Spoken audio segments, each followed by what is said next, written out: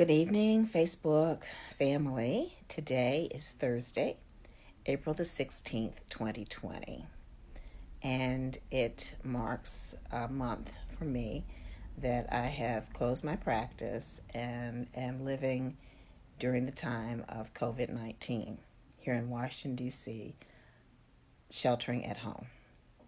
And I have been doing these Facebook Live videos. I'm honoring a commitment I made to myself for 30 days. All right. And they are, in fact, being uploaded to YouTube on a YouTube channel, Kathy English Holt. So feel free to subscribe.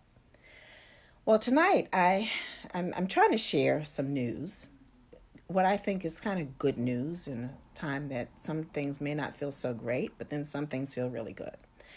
And so tonight I want to share a little bit about victim consciousness and the blame game that seems to be going on in our lives.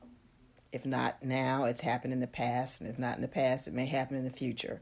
But a lot of times we want to point fingers and blame others for what's going on with us, individually and collectively.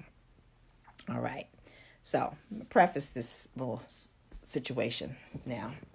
Many years ago, when I came back from Madison, Wisconsin, to my hometown of Washington, D.C., I went to work for a commercial real estate firm, and it was a brokerage firm.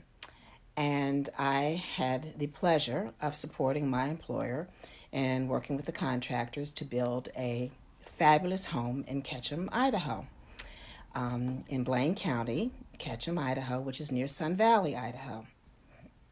And so a part of my bonus was for my family and I to take 2 weeks and go out there to Ketchum and stay in the house and get to enjoy nature at its finest in Idaho. It was a wonderful experience. It was transformational. A part of my being there is what led me to, in fact, leave the corporate world where I had been entrenched and move into healing work. So I got a couple of signs there, which is another post altogether at another time. But the whole time I was there, the 2 weeks we were there, my family, my former husband and my 2 children and I, we saw maybe 5 African-American people the whole time we were there. So that was interesting. I'm coming out of Washington, D.C., and I saw 5 people that looked like me for 2 entire weeks. It was more intense than when I lived in Wisconsin. But we came back, et cetera, et cetera, et cetera. So that's my background with Ketchum, Sun Valley, Blaine County, Idaho. So a few weeks ago, I'm talking to a choir member of mine, and I'm sure many of you may in fact know about Black Ski. Black Ski is a large organization of African American people who ski, and they make annual trips all over going skiing. Okay, my brother-in-law who just made his transition, he was a member of Black Ski, and I know quite a few people who are a member of Black Ski. So, fancy this. A few weeks ago, I found out a friend of mine had been there, and his son and others contracted the virus. The following week, I speak to my former employer, who I called to check on, see if he was okay. And he begins to tell me about this situation in Idaho, in Ketchum and Sun Valley, Idaho, around these Black skiers who came and contracted the virus. So, yesterday, up pops an article, the New Yorker magazine, and I just want to share a little. Written by Michael Ames, why an Idaho ski destination has one of the highest COVID-19 infection rates in the nation. On Friday, March 6th, DJ Jazzy Jeff was spinning records for a packed house at Whiskey Jacques Bar in Ketchum, Idaho. The party capped a week of festivities in Ketchum and the neighboring Sun Valley for the annual Black Summit of the National Brotherhood of Skiers, the largest African-American ski and snowboard association in the world. Nearly 700 Brotherhood members had made the journey from their homes across the U.S. and London for their 47th annual mountain meetup. They actually received the keys to the city on March the 6th. By the following week, 126 members of the Brotherhood had come down with symptoms of the virus. 22 tested positive, 8 were hospitalized, including 3 in intensive care. March 30th, DJ Jazzy Jeff announced he too was suffering with symptoms from the virus, and since then, 2 longtime NBS members of California who were roommates have died of the illness. Now, there initially was blame directed at Black Ski, thinking that in fact maybe they brought the virus to Sun Valley. So that's what this is about, pointing fingers, laying blame.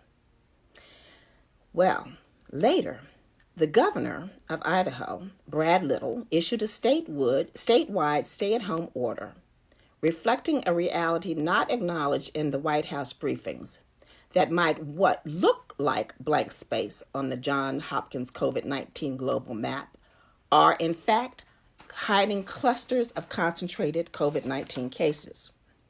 Now, this little county is the size of Delaware, having only 399 confirmed cases and 2 deaths, but it only has 22,000 full-time residents.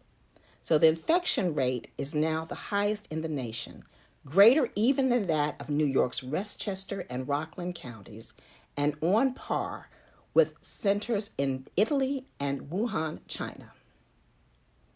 50 healthcare workers have been tested, and they are positive, and it goes on and on. One of the ER physicians also became very ill. But what bothered this ER physician, whose name is Brent Russell, was how some members of his community quickly pointed to find someone to blame. Victim consciousness. They began with pointing at a March 20th article in the Idaho Mountain Express, which alleged that a skier in Black Ski brought the virus to Sun Valley. It has now been discerned that the virus was already there. It was brought by someone from Seattle, Washington, later confirmed by others. When someone was on a gondola, a man received a call that said from his employer, and he was aware that he had been exposed to the virus. So eventually everything was shut down. The city has been on complete lockdown, and the mayor of Ketchum, Idaho, has extended an apology to all of the members of Black Ski for the accusation that they brought the virus to Sun Valley, Idaho. I know several people who have been infected as a result of that trip and who have recovered. My friend, who is a member of the organization, dear friend, those 2 men who transitioned were friends of his because he has been in the organization for many, many, many years.